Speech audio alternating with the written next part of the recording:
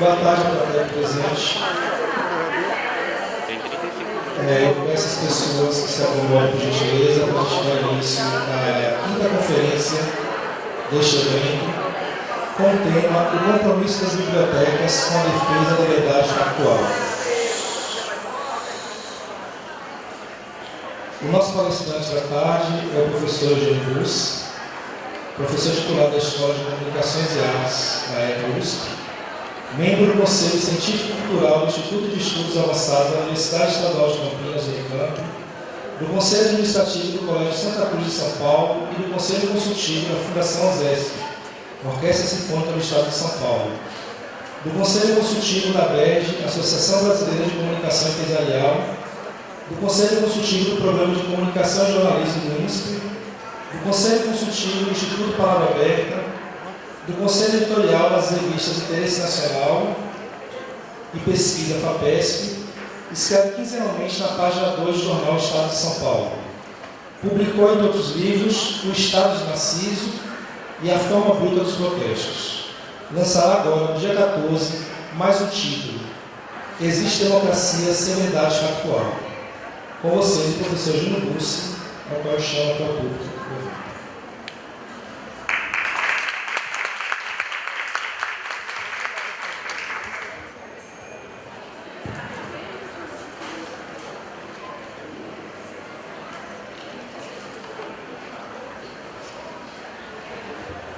Boa tarde.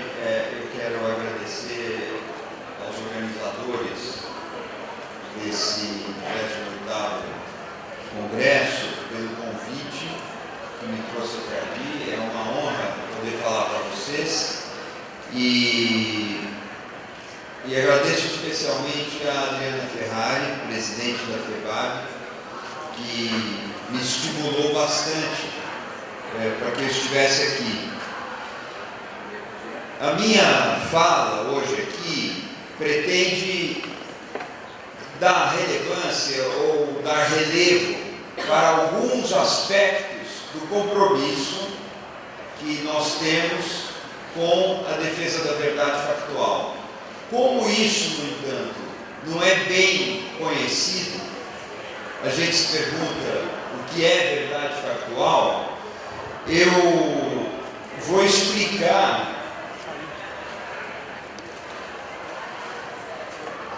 alguns elementos desse conceito. E para começar, eu quero fazer referência ao Código de Ética e Deontologia do Bibliotecário Brasileiro, que eu creio que vocês conhecem, mas eu quero chamar a atenção para alguns pormenores. E por aí eu vou começar a expor o meu pensamento e a contribuição que eu trouxe para nós aqui hoje. No artigo 5º desse código, na versão que foi publicada há menos de um ano, no dia 9 de novembro do ano passado, nós temos que o bibliotecário ou a bibliotecária tem o dever de preservar o cunho liberal e humanista da sua profissão, fundamentado na liberdade da investigação científica e na dignidade da pessoa humana. Uma observação aqui: o cunho liberal e humanista não tem o sentido de liberal na economia propriamente, mas é o ideal liberal, o ideal da liberdade, que vai ser forjado no século XVIII ainda e inspira a formação da democracia. Liberal no sentido do cultivo da liberdade. Preservar o cunho liberal e humanista de sua profissão é um dever do bibliotecário, fundamentado na liberdade da investigação científica e na dignidade da pessoa humana. Esse mesmo código, no seu artigo 6º, diz que faz um chamamento do bibliotecário a assumir a responsabilidade pelas informações fornecidas. Nós estamos começando, então, essa minha pequena retrospectiva das ideias que sustentam a função daquele que lida com os livros, fazendo a mediação entre o público e o acervo da cultura, entre o público e o conhecimento.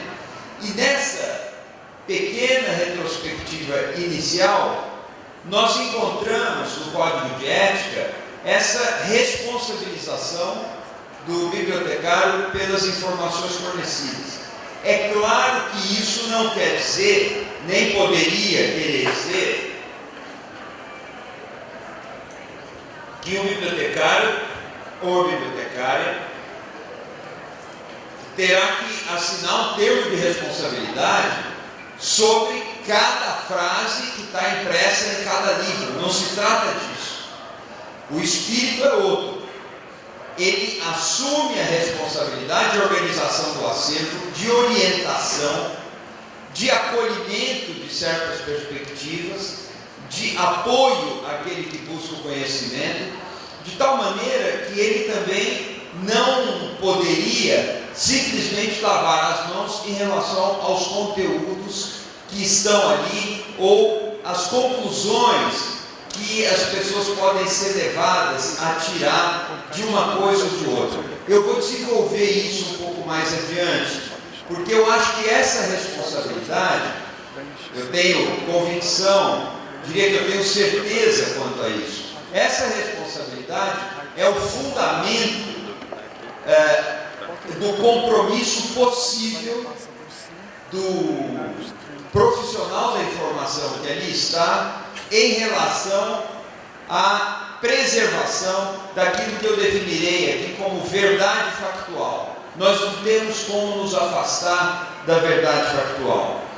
Não é por acaso que o conjunto normativo desse Código de Ética se estrutura pelo entendimento de que a profissão do bibliotecário é, aspas, de natureza sociocultural. Ou seja, a informação, o conhecimento incidem sobre a sociedade e sobre a cultura. O termo sociocultural nos alerta para não abraçarmos separações esquemáticas entre os domínios do que chamamos de sociedade, de informação, de cultura e de conhecimento. O termo sociocultural nos chama a atenção para isso. Trabalhar com a informação, com os livros e com o público que nos procura é trabalhar simultaneamente essas quatro dimensões: sociedade, informação, cultura e conhecimento.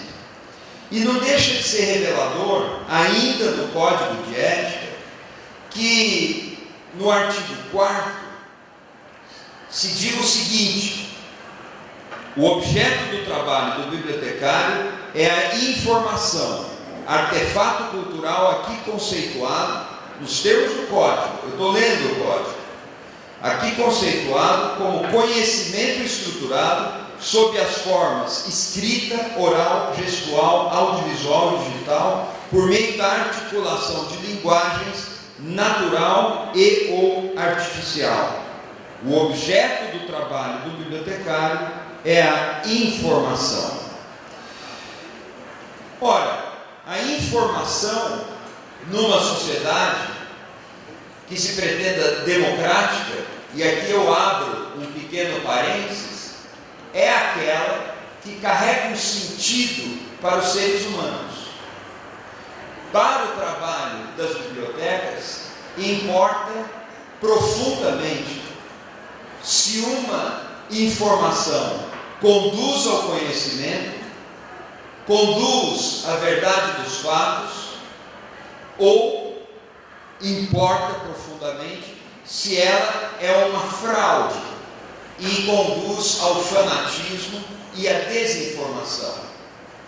Quando nós falamos em informação nesse campo, nós estamos falando daquele enunciado, daquele conteúdo que carrega um sentido para outro ser humano e esse sentido conduz ao conhecimento.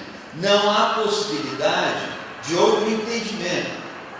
Eu posso, numa teoria matemática da comunicação, dizer que a informação é um bit.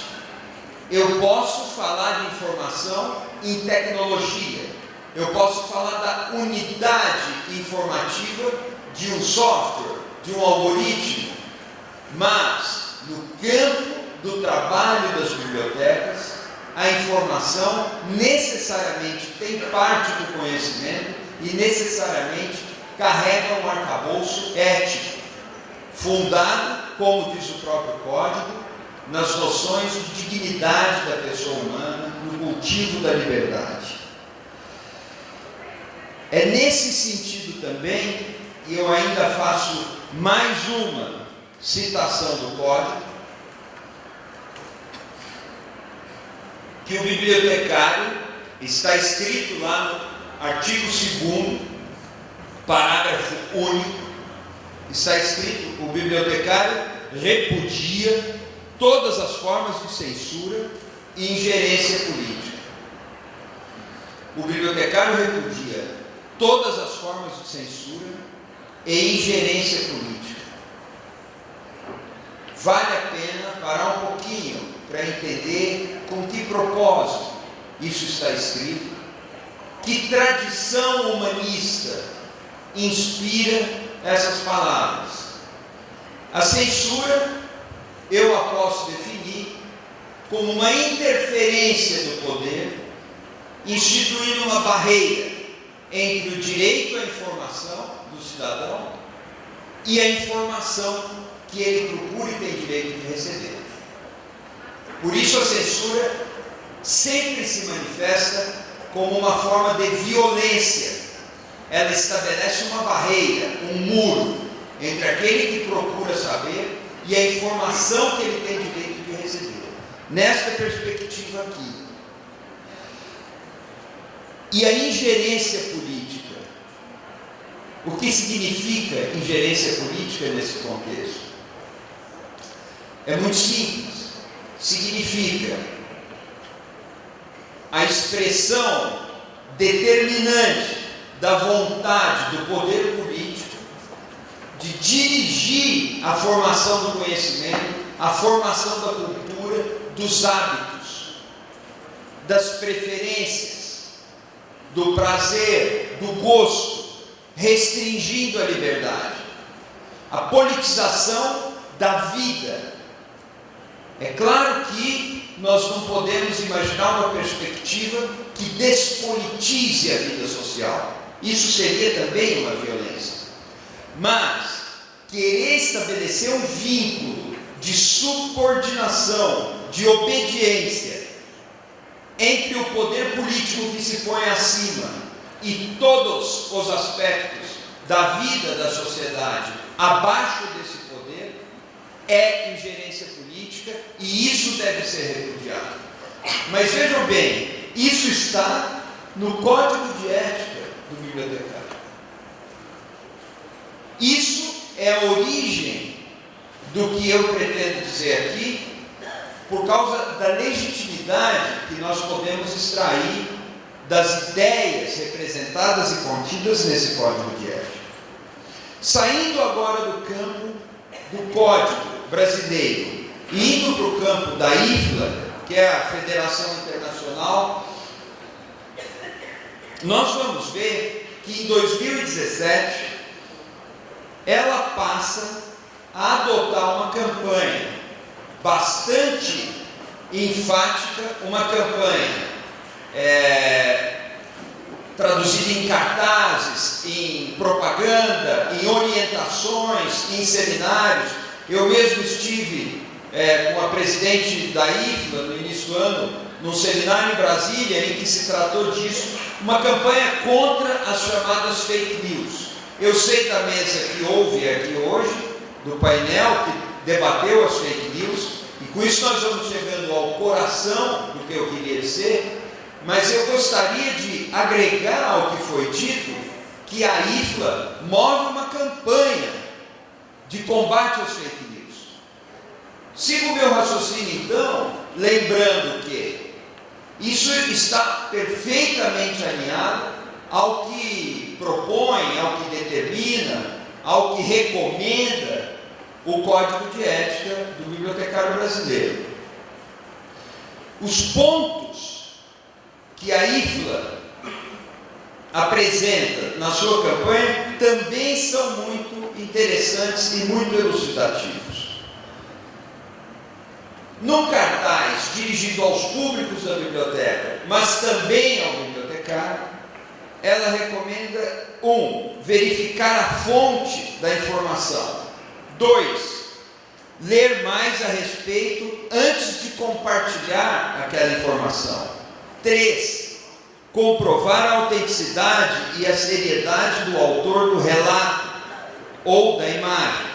4.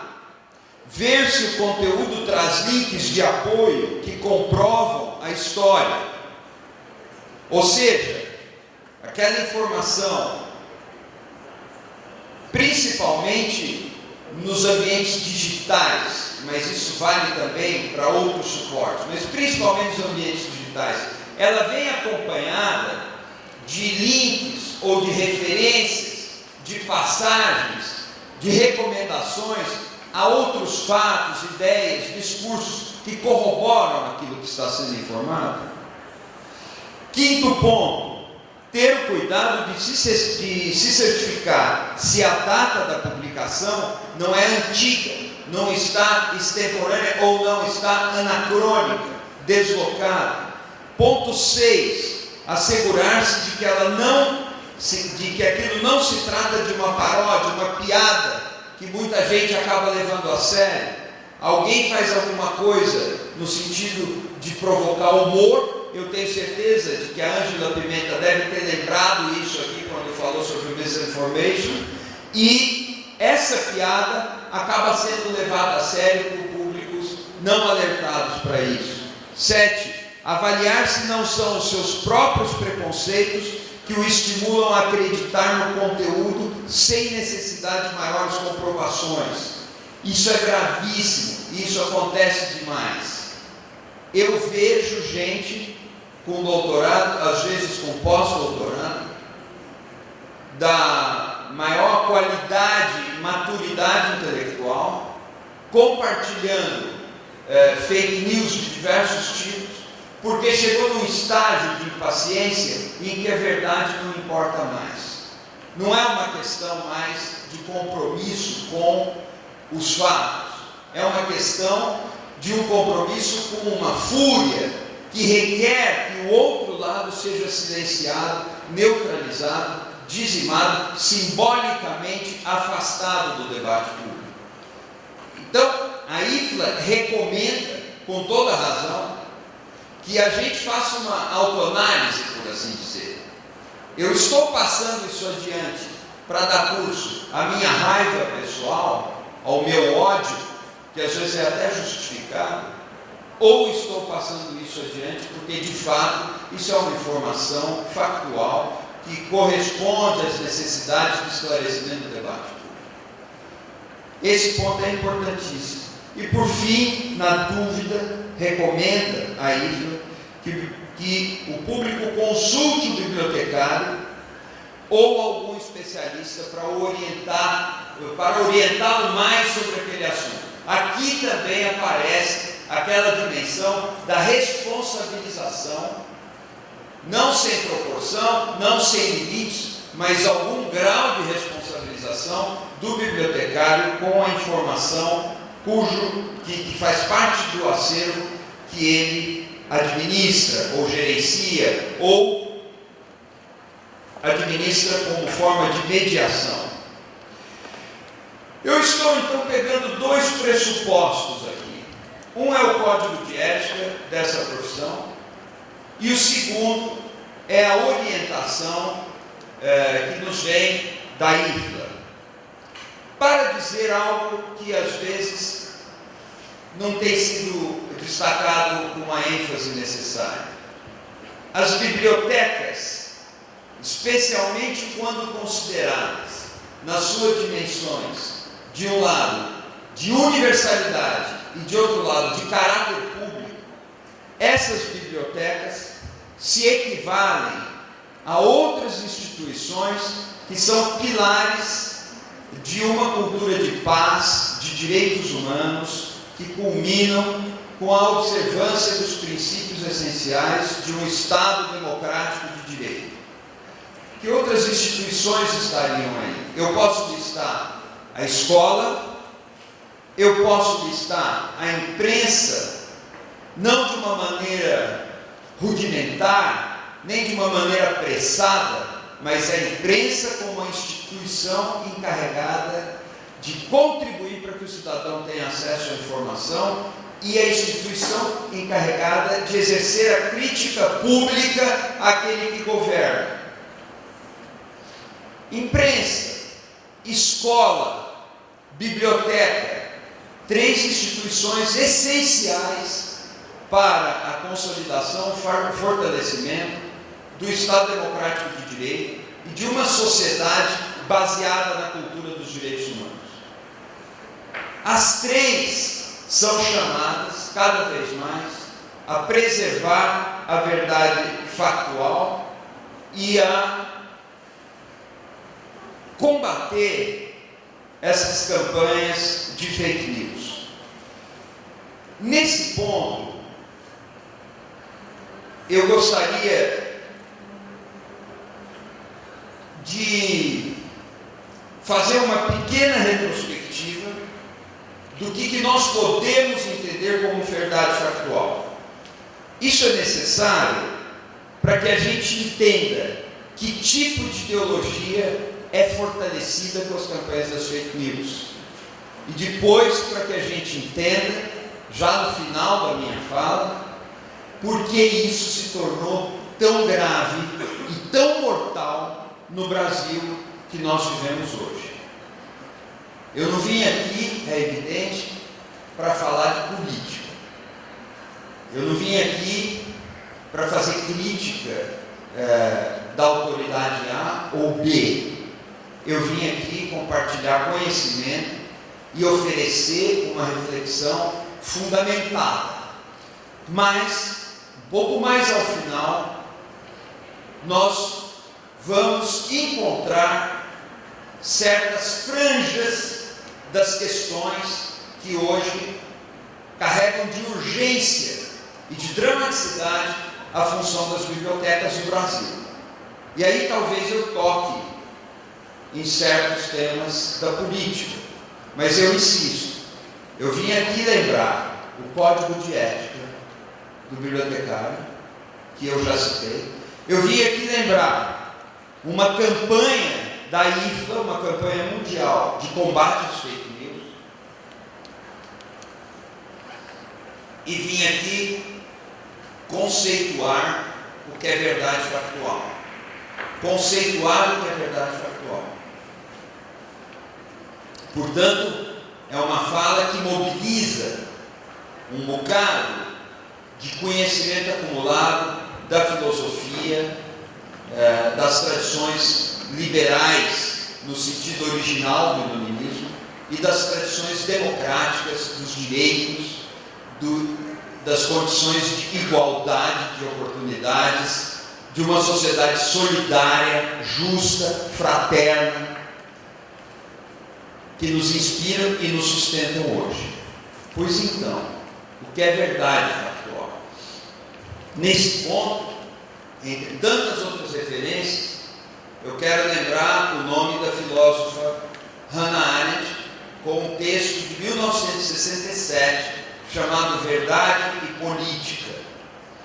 Nesse texto, Hannah Arendt diz que a liberdade de opinião, vejam bem, a liberdade de opinião é uma farsa, quando não está assentada sobre a verdade dos fatos. Nós aí chegamos a uma questão filosófica grave, que é o que é a verdade. Alguns dizem que a filosofia não é outra coisa senão uma discussão interminável sobre a verdade. E é um jeito de entender, por mais reduzido que seja. Eu não diria que a filosofia é isso, mas alguns dizem, e não é uma mentira.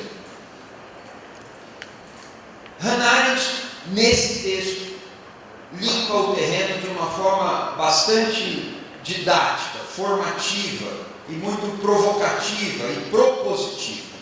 Ela diz o seguinte: não nos interessa a verdade filosófica, não nos interessa a verdade da transcendência, a verdade metafísica, assim como não nos interessa a verdade religiosa e mesmo a verdade científica. Apenas nos interessa, quando estamos discutindo o domínio da política, a verdade dos fatos, a verdade factual. E onde ela está? Ela está na percepção das pessoas comuns. Ninguém precisa ter pós-doc, ninguém precisa ser PhD. As pessoas comuns em separar o que é fato do que é mentira. Nós temos essa sensibilidade. Nós sabemos que é um fato que estamos reunidos aqui hoje. Sabemos quantos são, sabemos o horário, sabemos o que foi falado aqui. São fatos. Assim como é um fato que a Segunda Guerra começa de uma determinada forma, termina de uma determinada forma. Assim como é um fato que houve o Holocausto, um evento histórico de muito impacto no pensamento da Hannah Arendt. Eu poderia dizer, assim como é um fato que existe influência da atividade humana nas mudanças climáticas que estamos vendo. Eu poderia dizer mais, assim como é um fato que a Terra é redonda, que a Terra não é plana. Alguém vai dizer, mas isso é uma verdade científica, em termos, porque isso é uma verdade empiricamente verificável. Um grande cientista, dia desses, comentando, quando alguém lhe perguntou o que você acha de o ministro da Ciência e Tecnologia ser um astronauta, e ele respondeu, pelo menos ele sabe que a Terra é redonda. A Terra redonda é um fato empiricamente verificável. Podemos discutir, explanar e discorrer muito mais sobre a forma da Terra, mas não vem ao caso. Eu estou apenas lembrando disso para nos lembrar de que sabemos perfeitamente o que é um fato e o que é uma fraude. O exercício da política na democracia depende da honestidade com que invocamos os fatos, depende da boa vontade em apoiar sobre fatos as diferentes opiniões, depende do acordo que temos sobre como discutir os nossos desacordos num regime que respeita as diferenças, num regime que combate o racismo, num regime que combate o preconceito de gênero, que combate as diferenças sociais e as desigualdades. Sem base nos fatos, esse exercício se torna impossível. E o que vem no lugar são fanatismos ou coisas piores, que eu prefiro não nomear, ao menos por enquanto. Uma questão muito interessante e muito assustadora ao mesmo tempo é que, não obstante todos possam se valer das mentiras para sabotar a ordem democrática, parece que as causas obscurantistas, ditas conservadoras, autoritárias, mais ou menos situadas na extrema direita do espectro ideológico, se beneficiam mais das fake news do que outro tipo de corrente de pensamento. Essa é uma informação que eu passo, que ainda está em discussão, não pode ser tomada aqui como um dado conclusivo, mas surgem elementos perturbadores nessa direção. Eu quero citar um livro que não está traduzido no Brasil, de James Schrader, que acaba de ser publicado E o nome eu vou traduzir é A Revolução que Não Houve, como o ativismo digital favorece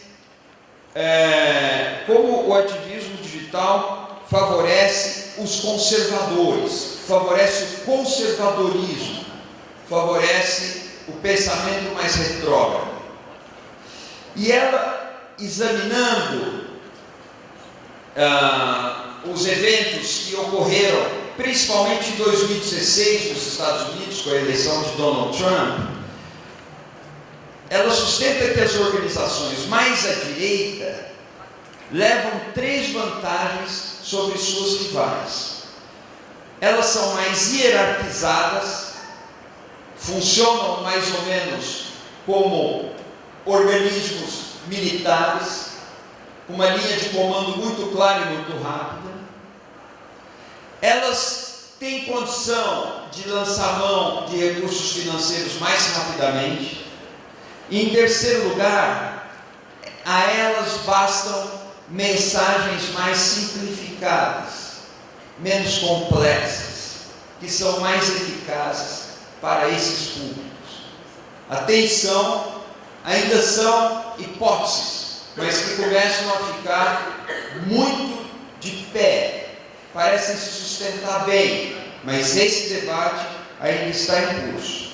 Na conclusão desse livro, a autora nota que, pelo que pôde investigar, ela concentrou seus estudos no estado da Carolina do Norte, grupos de características muito horizontalizadas e baseados no trabalho voluntário, que é uma estrutura mais comum à esquerda, eram menos eficientes no uso das fake news. Também usavam fake news, mas no caso desses grupos o funcionamento era menor. E ela se refere ao uso da internet em geral, e não apenas às fake news, mas em mais de uma passagem ela registra esse ponto, como quando afirma que, segundo diversos levantamentos, fake news pró-Donald Trump e anti-Hillary Clinton eram compartilhadas numa taxa até 3 vezes maior do que as notícias verdadeiras. Há muitos outros dados sobre isso, no mesmo sentido. Eu estou me referindo a vários deles num artigo, numa revista acadêmica que deve sair rapidamente. Pois bem, a mesma coisa nós observamos no Brasil nas eleições do ano passado. É preciso perguntar nesse momento. Eu estou aqui dizendo, as bibliotecas precisam atuar na preservação da verdade factual e no combate às campanhas mentirosas, caluniosas, fraudulentas, que corroem as bases do entendimento numa sociedade democrática. Mas é preciso perguntar: a quem serve a fraude informativa? A quem servem as fake news? A quem servem as notícias fraudulentas? Por caminhos ainda a serem mais estudados e mais esclarecidos, vai parecendo que elas servem mais a causas conservadoras, simpáticas ao autoritarismo, do que a causas libertárias, democráticas, solidárias, coletivistas. Portanto, haveria um sentido mais profundo na destruição da verdade factual. Esse sentido mais profundo pode ser a destruição dos fundamentos da sociedade democrática. Muitos dizem que não há razão para a gente considerar que existam ameaças no Brasil contra a democracia. Talvez não existam mesmo. Não existam ameaças, porque as instituições, mais ou menos, estão funcionando. Mas seguramente existe um crescimento de uma mentalidade, o que é empiricamente verificável com muita facilidade, de uma mentalidade que prefere a ditadura à democracia, que acha que na democracia as coisas não se encaminham na velocidade necessária. Certamente existe o crescimento de um pensamento marcadamente machista, marcadamente segregacionista, e que se beneficiou de fake news como nunca nós tínhamos visto. Mas nós podemos encontrar a mesma coisa na Rússia, podemos encontrar a mesma coisa na Turquia, podemos encontrar outras coisas em certos países da Europa. Isso preocupa, isso é uma questão não brasileira apenas. Ou seja, a corrosão da verdade factual favoreceria uma cultura que não gosta da democracia. E não gosta da democracia e fica a um passo de pedir bibliotecas sem partido, do mesmo jeito que já pede escolas sem partido. De pedir que bibliotecas sejam depuradas, sejam filtradas, que bibliotecas sejam desprovidas de certo tipo de literatura. Atenção! Para dificultar a circulação de livros. A fusão entre a estética das milícias e o estilo de intervenção política é uma outra característica dessas mentalidades que estão em alta com a corrosão da verdade factual.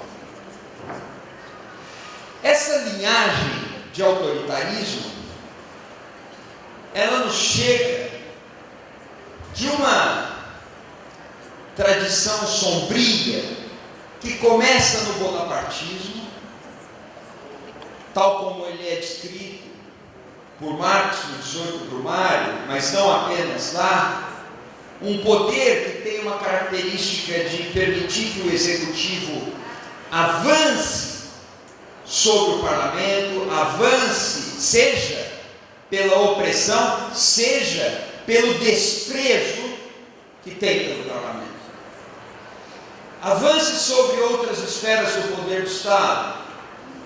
É um tipo de poder que busca vínculos diretos com as massas, atropelando as mediações necessárias do Estado democrático de direito. Isso é bonapartismo. O bonapartismo vai depois desaguar no fascismo e vai virar tragédia no nazismo. Nós não temos mais o direito de ignorar esse passado quando estamos tratando da corrosão da verdade factual e tratando da responsabilidade de instituições como imprensa, escolas e bibliotecas em preservar e fortalecer a verdade factual. Eu quero lembrar um filme aqui chamado O Fascismo de Todos os Dias. É um documentário de 1965, dirigido por Mikhail Kron, que é um russo, e que traz uma reflexão que vem a calhar. Na abertura do capítulo 5 desse documentário, nós vemos logo na epígrafe uma frase atribuída a Adolf Hitler. Na verdade, o fascismo de todos os dias, e é fascismo em russo, é um filme sobre o nazismo. E nós sabemos que nazismo e fascismo não são a mesma coisa, mas por algum motivo, Rom preferiu chamar o nazismo de fascismo, uma forma de fascismo. Depois nós podemos discutir essas distinções, mas agora não vem ao caso. Há muitas distinções entre fascismo e nazismo, mas no aspecto que ele quer sublinhar, ele tem razão de chamar o totalitarismo nazista de uma forma de fascismo. Nesse capítulo 5, há uma sequência de imagens muito forte. num descampado ao ar livre, à noite, parece um pátio ou um estádio, jovens perfilados em colunas militares, fardados, carregam tochas acesas. A gente vê à noite a escuridão e aquelas massas, aqueles pelotões carregando tochas. E é a única luz que vem da tela. A coreografia, em meio às trevas, faz com que as chamas desenhem rios de fogo, como se fosse lava escorrendo na encosta de um vulcão. Ao fundo, o diretor narrador, é o próprio diretor quem narra, faz uma...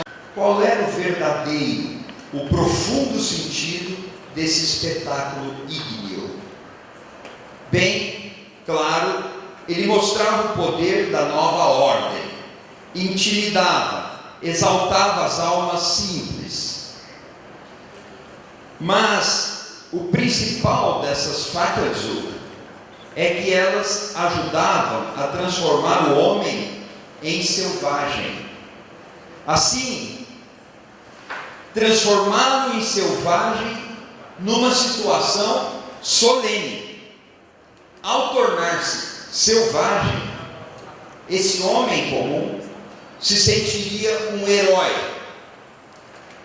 e pronto para qualquer tipo de brutalidade. Ele se sentiria muito útil ao Terceiro Reich, necessário, acima de tudo, para enfrentar tudo o que se opunha ao nazismo, tudo o que ficasse em seu caminho. O fanatismo está na raiz da produção do nazismo.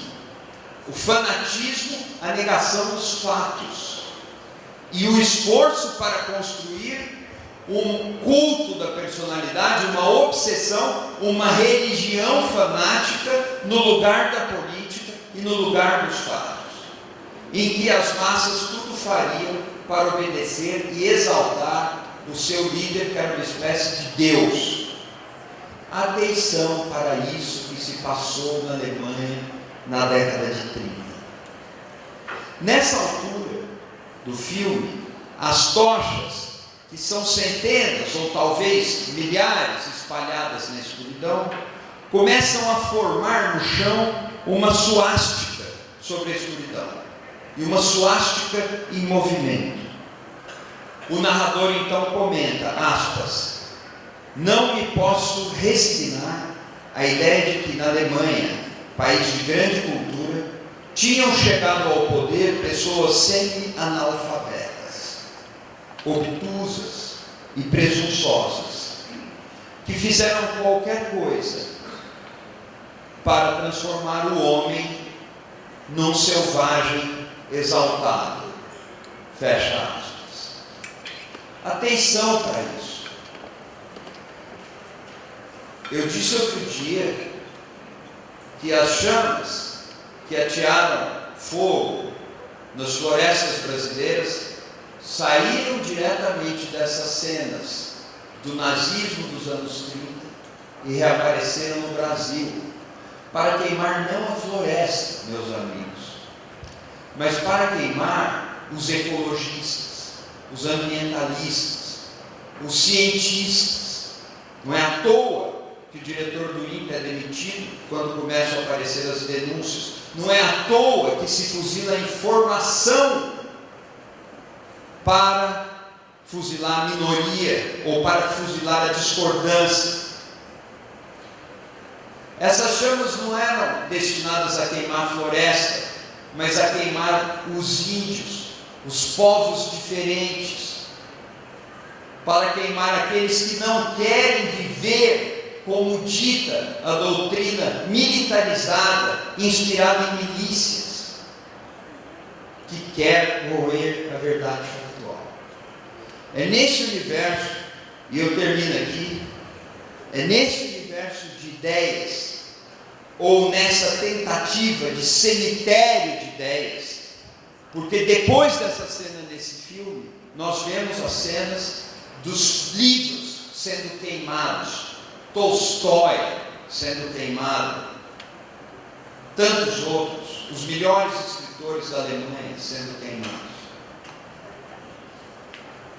com essa ideia sobre esse cemitério de pensamento que se estabeleceu lá, mas que certamente não vai se estabelecer aqui, porque nós não vamos permitir, é que eu encerro dizendo: a única âncora de que nós dispomos em bibliotecas públicas para combater esse fôlego autoritário que veio do passado é a âncora da verdade factual, os fatos.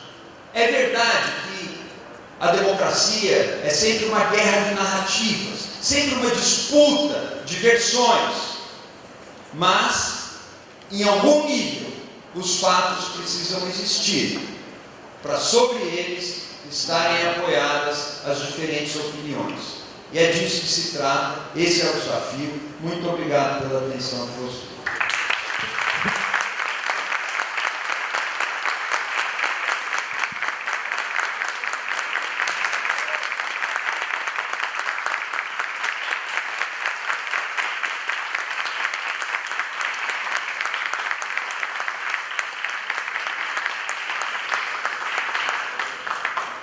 Gostaria de agradecer ao professor Júnior Luz.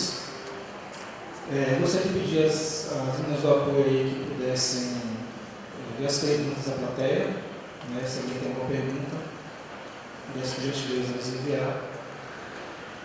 Enquanto isso, dentro da sua fala, realmente é um desafio muito grande, né? As bibliotecas públicas têm um papel assim, fundamental nessa questão da desinformação. Agora, o que foi falado aqui, voltando à questão do código de ética, no artigo 2º, quando você bem coloca a questão do bibliotecário, que ele repudia toda forma de censura e gerência política. Nesse atual momento que nós estamos vivenciando, isso acaba sendo algo um pouco complicado. Mas complicado em que sentido?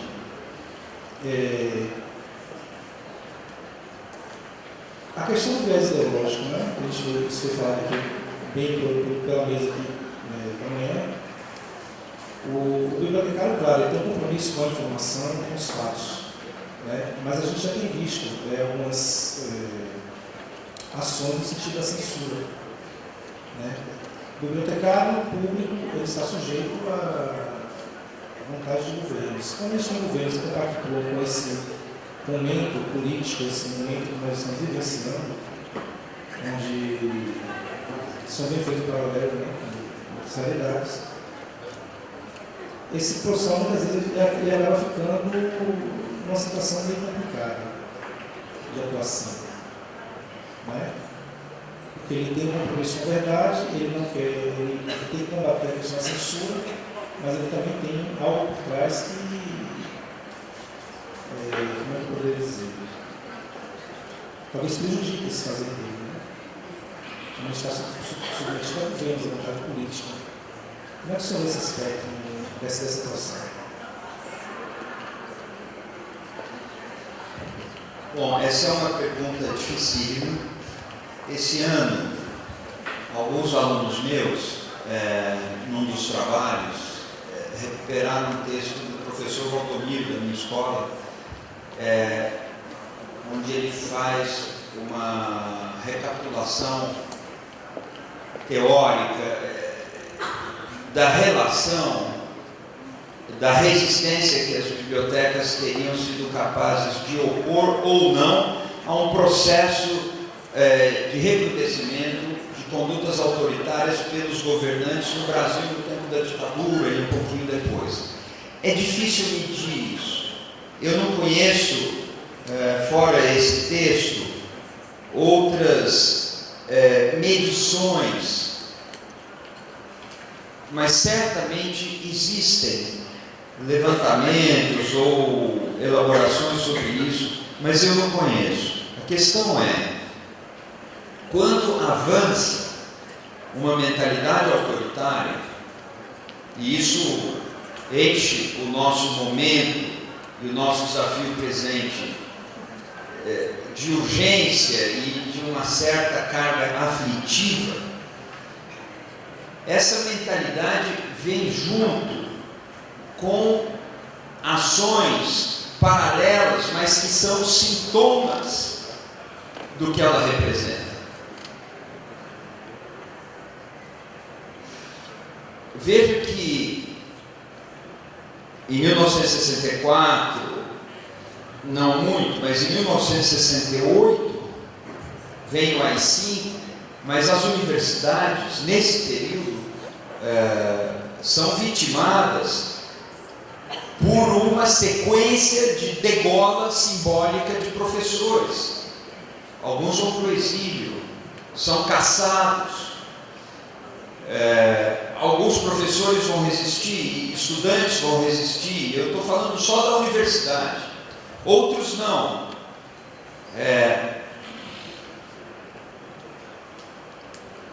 Há levantes em áreas diferentes, equivocados ou não, não importa. Armados ou não, não importa. Mas há levantes. O que as bibliotecas foram capazes de opor a isso? O que você lembra e que é vital? Os bibliotecários e as próprias bibliotecas estão dentro de estruturas de poder, às vezes muito hierarquizadas, sem dúvida. Mesmo assim, sabendo disso, respeitando isso, eu sou um professor universitário, eu tenho liberdade de cátedra, mas estou dentro de uma estrutura que já caçou professores. Mesmo assim, que tipo de atitude é possível estabelecer, ou é possível ensaiar, é possível engendrar? Eu acho que congressos como esse, com uma temática como esta, que nós estamos aqui, desigualdade e democracia, qual o papel das bibliotecas? É um ato de uma repercussão política imensa, mesmo considerando que as bibliotecas estão dentro de estruturas de poder, muitas vezes enlouquecidas. Nós temos estruturas de poder hoje no Brasil em processo de adoecimento. Quase, não quero usar palavras mais fortes, mas um congresso como esse, com uma temática como essa, nos convida a pensar e agir dentro do campo do possível para resguardar informação, resguardar verdade factual, resguardar um certo nível de informação nas opiniões e no debate público, no debate político. Isso é algo que é possível fazer e é algo que é indispensável fazer. Nós podemos fazer isso em círculos menores. Na mesa que nos antecedeu aqui, os temas, é incrível, confluem para a necessidade de que a biblioteca seja concebida, mais do que como uma instância de mediação, seja concebida como um centro de cultura e de fomento de cultura, discutindo, por exemplo, obras de Monteiro Lobato, sobre o racismo. As bibliotecas são centros vivos, onde existem livros, nós temos uma energia vital de humanismo, de cultura. Então, nesse sentido, há muita coisa que pode ser feita, e eventos assim nos encorajam a fazer. Então, a história é interessante. Eu me lembro aqui de cabeça, desde o professor Valdomiro, a história pode nos ensinar também, e o que podemos fazer daqui para frente. Tem histórias edificantes, mas eu acho que eu já dei a resposta que você me pediu. Bom, temos duas perguntas aqui. Uma vai nesse caminho que a gente conversou aqui agora. A pessoa se identificou, mas pergunta o seguinte: diante de uma ditadura e autoritarismo, como o bibliotecário deve atuar para defender a verdade factual? É uma pergunta crucial. Veja bem, uma coisa que eu não mencionei na palestra, mas poderia ter mencionado, alguém pode levantar a mão e dizer: mas você fala das bibliotecas como se nelas não houvesse obras de ficção. como se lá existisse apenas livro de sociologia, de ciência política, teoria da comunicação, filosofia, e não tivesse um romance, O Sol na Cabeça, por exemplo, que foi citado aqui, ou qualquer coisa, A Montanha Mágica, O Grande Sertão Veredas, poesia. Então, como que o bibliotecário pode, nesse universo, defender a verdade factual? Eu gostaria até que você repetisse a pergunta, para que ganhe pertinência no que eu vou...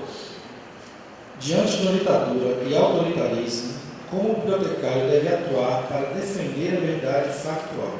Então, aí a pessoa levantaria uma pergunta, mas qual é a verdade factual de Antígona? Um texto de Sófocles que se passa numa Tebas mítica, quando é relatado 4 séculos antes de Cristo. Então, já era uma Tebas velha, que não, os personagens estavam mais lá. Então, qual é a verdade factual de Antígona? Creonte. Creonte existiu de verdade? Antígona, Édipo, Jocasta, essas pessoas existiram de verdade? Então, qual a verdade factual que está em Antígona? Qual a verdade factual que está no poema de Drummond, A Máquina do Mundo? No caso da Máquina do Mundo, a interpretação do Zé Miguel Wisnik faz crer que, e eu concordo, é arrebatadora a tese do Zé Miguel. Drummond estava falando, quando escreveu sobre a Máquina do Mundo, da mineração que cavou cáries dentro das montanhas de Minas. Mas, mesmo que eu não tenha acesso a essa leitura, o que aquele poema pode me trazer de verdade factual? Ele não me traz verdade factual. Antígona não me traz verdade factual. Mas Antígona, Drummond, Guimarães Rosa, Thomas Mann, eles me trazem elementos para a minha verdade de ser humano, que vive, que sente, que ama, que sofre, e me revela para mim mesmo a natureza da minha pessoa. Conhece-te a ti mesmo. E aquilo me faz me descobrir como pessoa. Aquilo me prepara para tolerar os outros, mais do que tolerar, para amar os outros nas suas diferenças.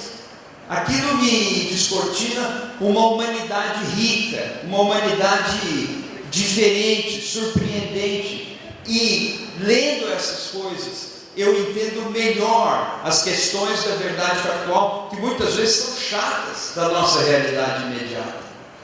Então, alguém falou no amor pelos livros, o amor pela leitura, o gosto da leitura. Isso protege a verdade factual.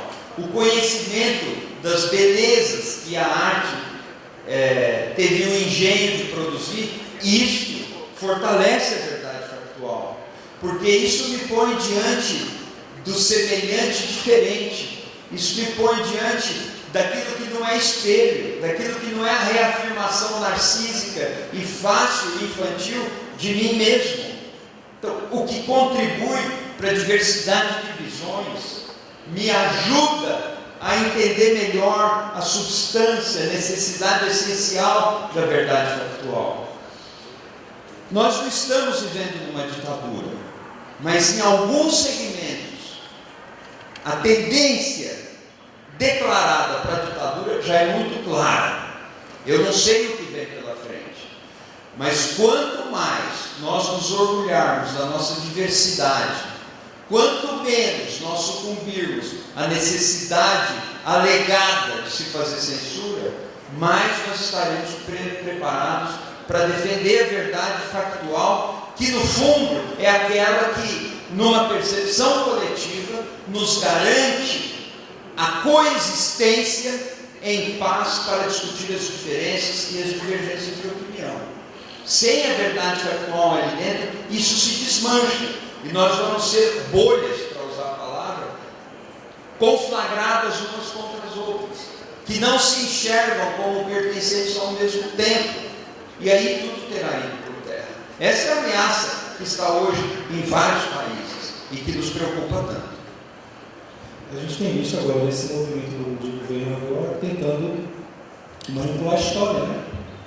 Tentando modificar algo que já é concreto, algo que já tem milhares de estudos e agora de uma hora para outra se dá, né? Verdade, né? Sobre determinados fatos. Quando a gente fala da questão da ditadura, né? Eu posso, veja que eu usei um pouco da analogia do nazismo. Eu não falei da diferença entre fascismo e nazismo, mas uma questão que rendeu muito debate é aquela que se refere à existência ou não do Holocausto. Houve ou não o genocídio? Por incrível que pareça, até outro dia estavam aí correntes dizendo que aquilo era uma invenção, que aquilo não aconteceu.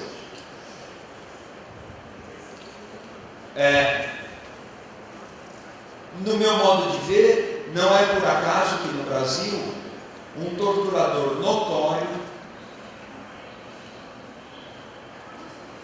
e eu digo isso com respeito humano devido, mas eu me apoio nos fatos revelados pela Comissão da Verdade. E atenção, o nome foi Comissão da Verdade, que o relatório busca sua legitimidade ao afirmar que ele se baseou em fatos e apurou fatos. É o resultado da Comissão da Verdade, é aquele relatório em 5 volumes. E ali, em outros lugares, em outras referências, há a identificação de além de outros, mas desse específico torturador notório, que de repente passa a ser elogiado como herói nacional, seja antes por um político e agora por um presidente da República. Quando isso acontece, os fatos estão sendo violados, os fatos estão sendo falsificados, espezinhados, pisoteados e humilhados, que é a nossa memória nacional. Não há heroísmo na tortura. Uma autoridade representando o Estado não pode dizer impunemente que exista heroísmo na tortura, pois se houver heroísmo na tortura, todo o saber do humanismo e tudo que nós fomos capazes de documentar como fatos deixa de valer. E se isso deixa de valer, o que vem no lugar? Então, há uma tentativa sim de reescrever a história no Brasil. A nossa Constituição, estou falando de fatos, a nossa Constituição tem um monte de defeitos, mas ela tem uma unidade essencial. Essa unidade essencial é a repulsa de uma nação em relação à tortura, à censura e à ditadura. O que unifica o país para produzir a unidade necessária para que fosse gerado o documento que é a Constituição de 1988, com todos os seus defeitos, é a repulsa à ditadura, à tortura e à censura. Aquele documento diz: nós não queremos mais isso, nós não queremos mais o arbítrio, nós queremos uma ordem democrática. E a partir daí se constrói um novo pacto de convivência política. Ora, se o chefe do Estado, chefe de Estado, chefe de governo, que jurou manter e defender a Constituição, vem dizer que o torturador é um herói, o fundamento da democracia foi posto em questão. Isso conspira sim contra a verdade dos fatos. E aí, o que pode resolver essa questão? O que pode resolver isso é o conhecimento da história, é o conhecimento do que somos, do que passamos, do que vivemos para chegar até aqui. O conhecimento não das doutrinas, das opiniões, mas o conhecimento dos fatos. Houve um regime de arbítrio, de ditadura no Brasil, isso são fatos. Houve tortura, política. Tortura existe até hoje, absurdamente, mas houve tortura dos dissidentes, tortura daqueles que divergiam do governo, tortura política, preso político, mortos por motivos políticos, assassinatos políticos, desaparecimento dos corpos políticos. Isso são fatos, e esses fatos nos levaram ao consenso de que nós não queríamos mais ditadura. Se isso é derrubado, o que vem no lugar? Outra vez, as bibliotecas podem entrar aí com a história, com os fatos, com os debates, podem e precisam entrar aí. Nós não podemos seguir sem reação a isso que está acontecendo. Sem dúvida. Outra pergunta aqui é de alguém que se chama Wilsilândia. Diz o seguinte: uma sociedade que possui leitores críticos bem informados conseguiria combater efetivamente a notícia falsa e até extinguir esse hábito humano? Eu infelizmente não pude ver a mesa sobre fake news, mas veja bem, a mentira sempre existiu. A mentira é tão antiga quanto a linguagem e a mentira é tão antiga quanto a espécie humana. E no mundo animal e vegetal existem simulações para tapear predadores ou para atrair polinizadores e tudo mais. E a mentira está nas pirâmides do Egito, a mentira está no livro Protocolos dos Sábios do Sião. Quando nós falamos de fake news, nós estamos falando de uma modalidade de mentira que se disfarça de jornalismo, isso é novo, em redes sociais, isso é novo, com uma velocidade que em horas consegue atingir um país inteiro, isso é novo e que perdura, persiste. Então, nós podemos acabar com a prática da mentira. Não apenas não podemos, como não devemos pretender. A mentira também é uma parte saudável da nossa constituição subjetiva, da nossa convivência. Mas a mentira nesse nível de corrosão da verdade factual para instituir ordens tirânicas, essa não pode ser encarada como natural, porque ela não é natural. Ela não é da cultura. Ela é de uma outra ordem. Isso é uma coisa que demoraria mais tempo para ser descrito, mas isso não pode ser naturalizado. A biblioteca, ou o agente cultural, ou o agitador cultural, ou o gestor da cultura, consegue acabar com isso? Não consegue. Nós não devemos pretender combater a mentira em absoluto. Podemos estabelecer frentes de contestação das ondas de fake news, sim, podemos e precisamos. Vamos acabar com isso? Não vamos, mas podemos produzir um campo de esclarecimento de qualidade muito superior ao que temos hoje. A França, não sei se foi citado o exemplo aqui hoje, conseguiu bons resultados no combate às fake news durante as eleições. E há outros lugares que foram bem-sucedidos. Então, é possível. Nós não vamos acabar com a mentira. Não gostaríamos que alguém aparecesse por aí dizendo: vou acabar com a mentira, porque seria uma mentira essencial, perigosa. Mas podemos ter mecanismos de comunicação, de acervos, de bibliotecas que ajudem a atenuar ou a fazer refluir a velocidade da marcha de propagação dessas fake news. Isso é tranquilamente possível. Exercendo controle social também, né? Acho que a gente tem que ter essa preocupação, esse compromisso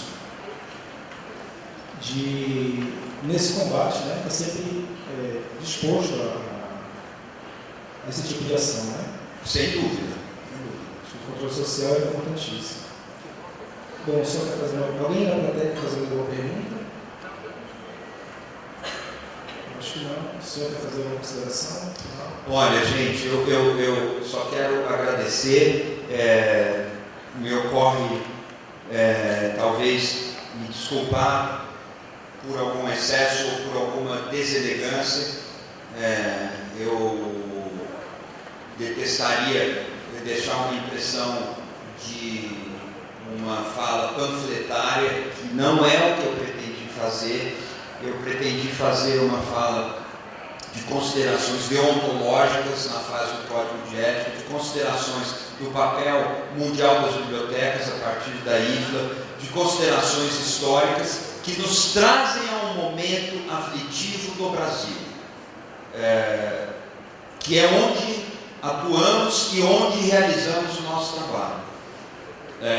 De forma nenhuma eu quero deixar aqui uma impressão partidária. Eu contemplo as bibliotecas, não bibliotecas sem partidos, mas eu enxergo como necessárias as bibliotecas com muitos partidos, com todos, se possível, de ampla liberdade, de muita discussão, e quis contribuir trazendo conhecimento e não partidarismo. Muito obrigado até da paciência de vocês e da honra de me receber aqui.